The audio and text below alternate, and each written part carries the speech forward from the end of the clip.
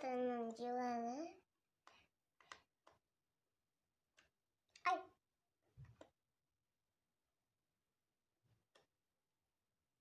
Anne bu çivi. Çivi dedi. Onu çıkaramıyorum. Anne bu çok büyük. Bana küçük getirmen gerekiyor. Çok küçük. Olmuyor bu. Olmuyor. Olmuyor ya.